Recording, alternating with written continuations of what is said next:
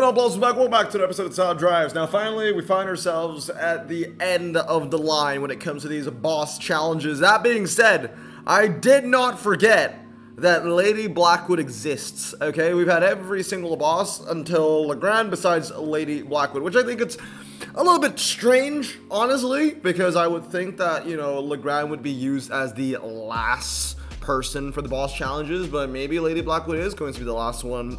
There are some rumors going around that Lady Blackwood's going to be used for like the next campaign, but none of that is verified, right? So I don't know if that's true, and even if she gets her own campaign, give her a challenge, why not? But at the same time, maybe don't give her a challenge, because all of these, you know, challenges are absolutely terrible. You know what? I'm going to do a comparison, right, for every single boss challenge we've had to see which is the worst and which is the best. And I gotta say, I think a lot of these cars or a lot of these challenges are going to be fighting for the absolute worst. Again, we've seen this for the last like 4 or 5 boss challenges now. It all follows the same blueprint. Give them shit ultra rares, give them shit epics, but give them good legendaries, right? The good legendaries are just there, so like, you know, Hutch hopes that people buy the packs, but everything else is there because it's kind of like, you know, it's a double-edged sword, because we the players, we're gonna complain that, oh, these cars don't get any use. So then Hutch, you know, in a way to fix the issue, they're making challenges based off cars that people do not use. That's why you see a bunch of low RQ50s, low RQ60s, things that you would never really touch.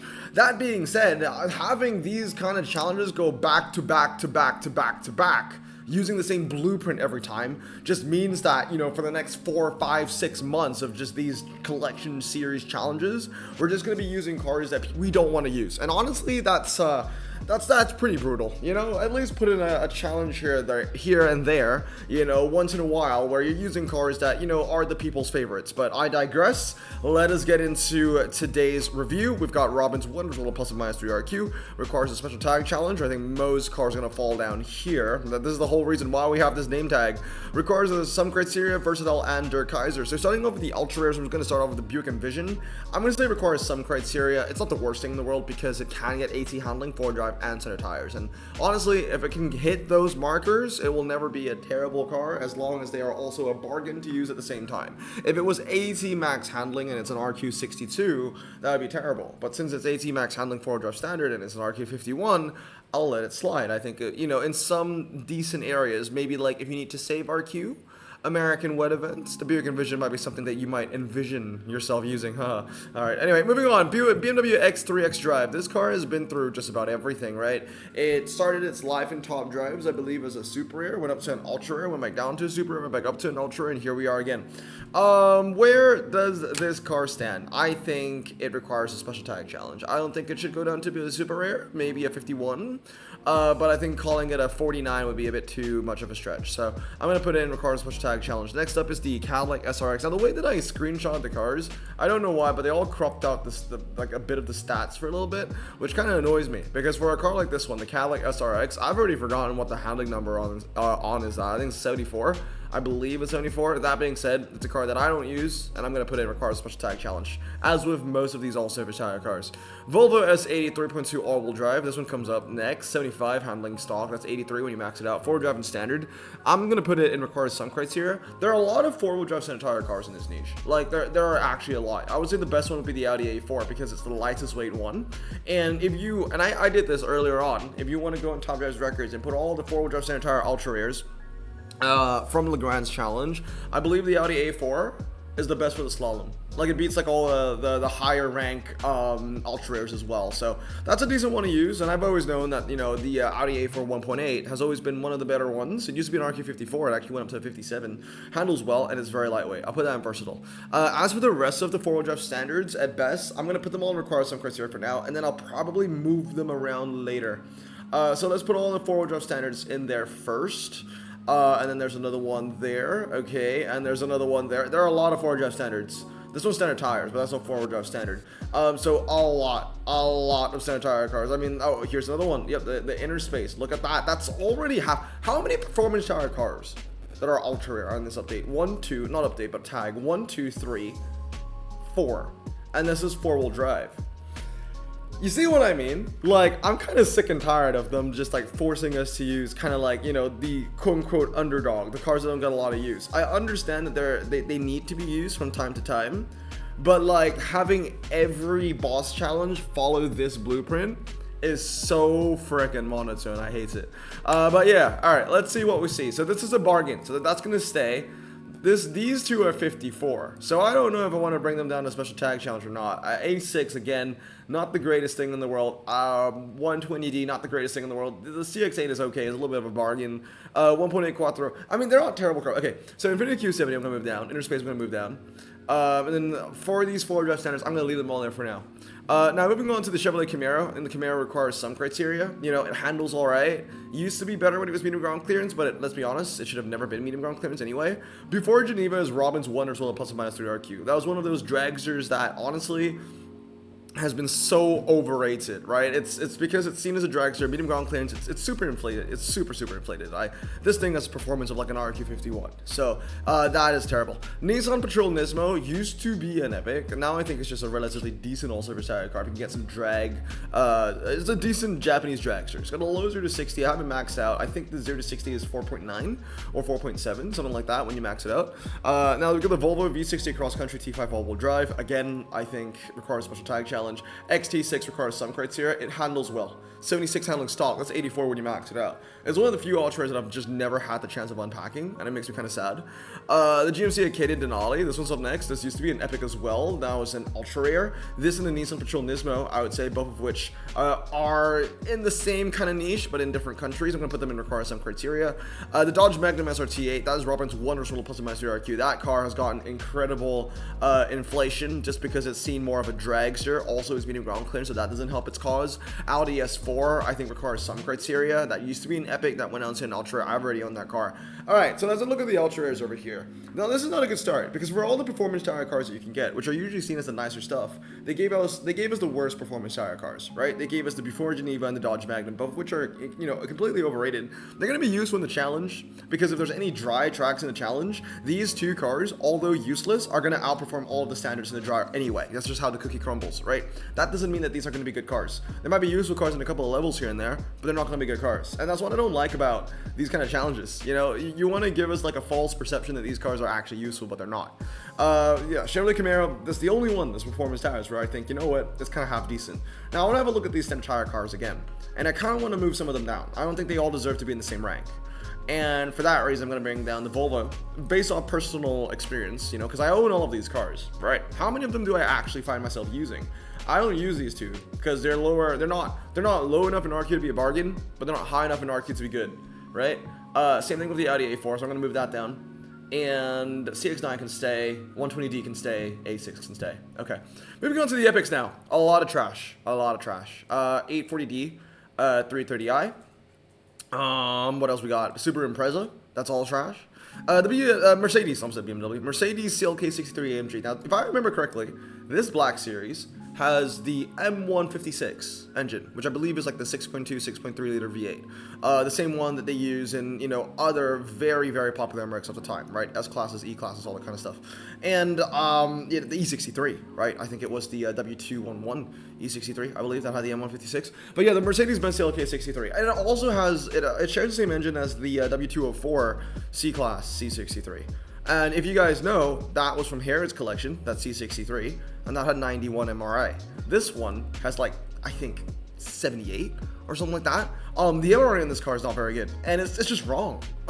You know, this is a car where I expected to have at least 90 MRI, but it doesn't have that, and it's really disappointing. Handling is terrible, 0 to 60 ain't that great, top speed is high, doesn't have the MRI to back it up. I would say the CLK63 Black Series, all things considered, is requires special tag challenge car, if not even lower. It might be just at the bottom of requires special tag challenge or at the top of Robin's Wonderful plus minus 3 RQ. It is not a good epic, which really sucks to say. You know, I feel like this thing should have at least 90 MRI, but it doesn't. The Mercedes C112 has 90 MRI though. This one's a little bit better. It kind of flourishes where the CLK63 doesn't in top drives, because it has better MRI, has a higher top speed, and it handles so much better, and they're the same freaking RQ. This is 84 stock, this is 89 stock. That's 99 when when you fully upgrade that, and you also get amazing MRI, and you get a high top speed.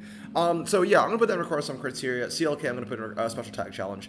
Now, the Buick Avenir, you know, 4-wheel drive, AC handling, AC9 when you max it out, but a car that you're not gonna use very often, I'm gonna put it in a special tag challenge. 550, same one. Q5, also special tag challenge. Diablo Roadster prototype. Ooh, ain't great. Ain't great. I'm gonna put that in Robin's Wonders World plus or minus 3 RQ. I think it is overinflated in RQ because it's seen more of a dragster, but the MR in that thing ain't great. Mustang Mach-E, special tag challenge, of course. Mazda CX-30 2.5 all-wheel drive, 83 handling. 0 to 60 is okay for what it is. But still ain't great. At most, I can see some people putting this car in require some criteria, but at the end of the day, these are low RQ epics, okay? Let's not get, you know, twisted up here, okay? Like, these are all low RQ epics. At the end of the day, most of us are not going to be upgrading these cars anyway. BMW. I think it's 84 handling stock or something like that. I actually can't remember. It's kind of annoying me that it's all cut out. But I'm going to put this in requires a special tag challenge because I just don't see myself using it. S5 Sportback, I'm going to put that in versatile. And the only reason why I put that in versatile is because it's medium ground clearance and a lot of, you know, epic Audis that are medium ground clearance. It's this and the other blue boy.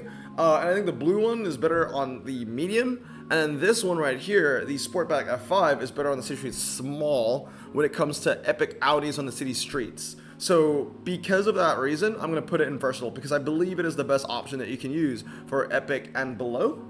Because most of the epics Audis that went down from the legendary rank, they're all low ground clearance, even though they have better stats, right? This is medium, that's why it stands out. Moving on is the Skoda Superb. This thing is terrible. I freaking hate it. It used to be RQ 79. Maybe it's not Robin's Wonders World plus or minus 3 RQ anymore, because it did go down like 7 RQ. But that being said, still not a great car. I'm gonna maybe special tag challenge because you know, like I said, Robin's Wonders World is reserved for cars that I feel, in my opinion, should drop down by 3 or more RQ. And I don't think the Superb should go down to 69. It's not great, but it's not 69 bad. Mazda CX-60 2.5 PHEV, that's up next. And again, a special tag challenge. Electra. I'm gonna go out on a limb and say requires some criteria. It did get a buff and it has 89 MRI, so that's good. 0 to 60 is relatively low, and it could be useful in a 4-wheel drive niche. Also has 89 handling. The only thing that's bad about this car, I would say, is the low top speed. Just don't put it on a testable, don't put it on a 1 mile. But with that 90 MRI that it has, it would still be useful in things like, you know, if it's a 4-wheel drive event that's a 1/4 mile, ocean short drag, still be useful in that. Hill climb as well, because it's high ground clearance, right? Or at least medium ground clearance. So it's got some niche. Spiker C12 La Turbi. This thing is terrible. Special tag challenge all the way. I'm working that thing isn't great. Then we got the BMW 330e X-Drive Saloon. 4-wheel drive standard, but at the best requires some criteria. Cadillac CT6V, versatile, medium ground clearance, 4-wheel drive, 92 handling, I believe. 7 series, BMW 730D X-Drive. I'm gonna put that in requires some criteria. I don't think it's good enough to be versatile, sorry. Audi RS3 Sportback 8V, 95 handling, I get that. I'm gonna put that in versatile.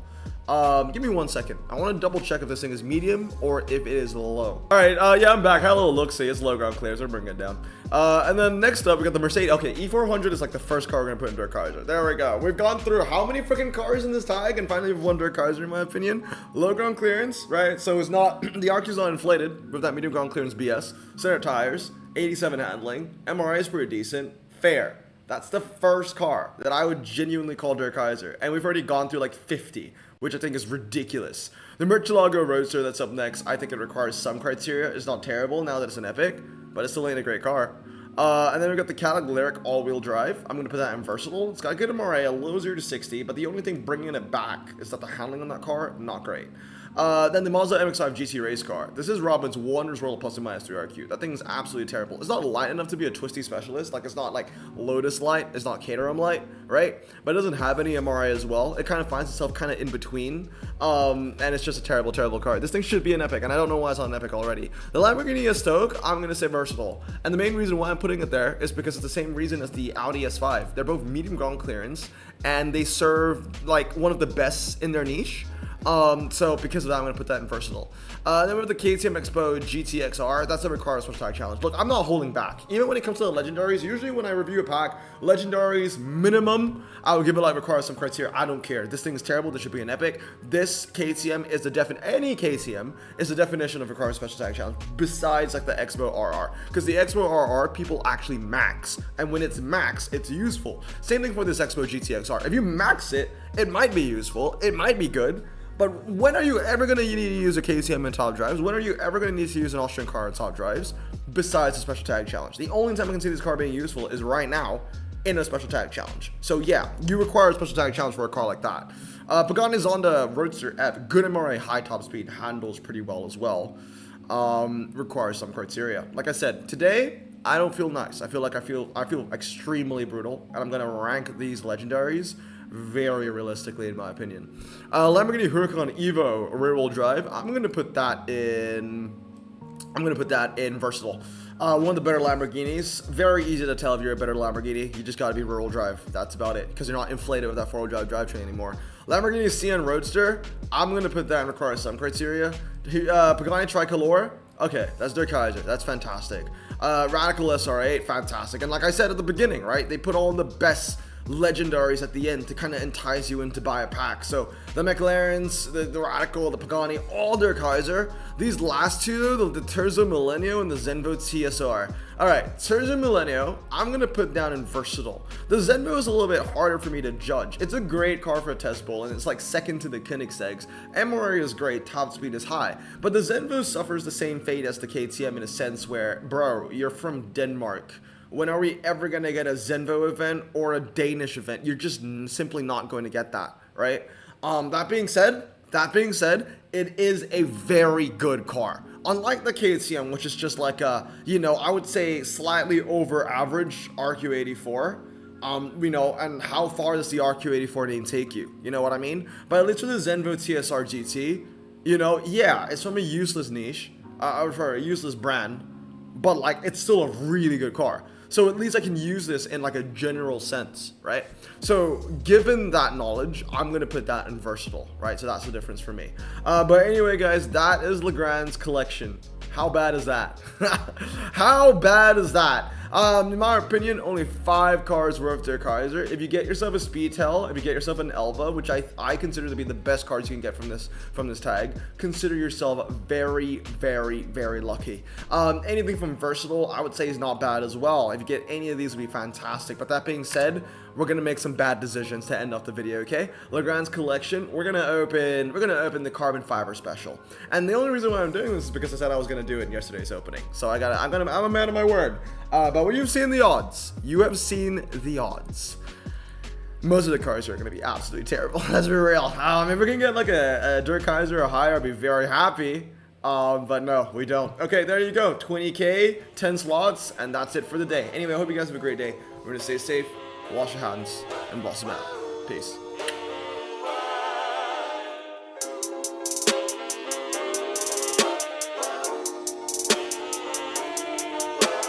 Bro, this song just makes me so happy. Me too. Imagine being Asian in the 50s, looking nifty, leather jacket, looking sleek, look like Presley, look so deadly, got a jukebox back at home, feeling jazzy, turn it on and play it slow, like the movies with the ladies. They so fine. Imagine being Asian in the 50s, looking nifty, leather jacket, looking sleek, look like Presley, look so deadly, got a jukebox back at home, feeling jazzy, turn it on and play it slow, like the movies with the ladies. They so fine. Sit back, relax in my Bonneville Pontiac. Hold tight all night, cruise to Jacksonville Atlantic. Blonde hair, don't care, look like Leslie Brooks. Pin up girls every